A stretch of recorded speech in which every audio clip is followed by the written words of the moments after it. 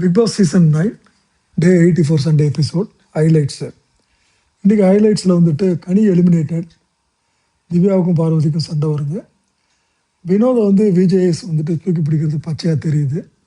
அதே நேரத்தில் விஜய் சேதுபதி திவ்யாவை டவுன் பண்ணுறதும் வந்து நமக்கு எல்லாம் எவிடெண்ட்டாகவே புரியுது.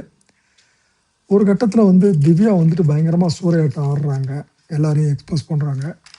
குறிப்பாக விக்ரமனுடைய ட்ராமா. ஸோ அது விக்ரம் ட்ராமாவில் ஃபீலிங்கிற மாதிரி வந்து தகராறு பண்ணுறாரு.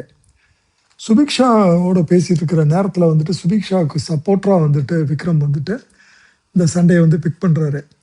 டிக்கெட் டு ஃபைனலில் வர்றதுனால விக்ரம் வந்துட்டு இந்த மாதிரி வேலைகள் பண்ணுறது நமக்கு தெளிவாகவே புரியுது.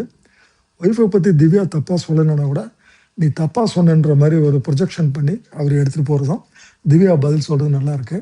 கமருதீனும் வினோதும் விக்ரமுக்கு சப்போர்ட் பண்ணி திவ்யாவை வந்து சண்டை கலக்கிறாங்க.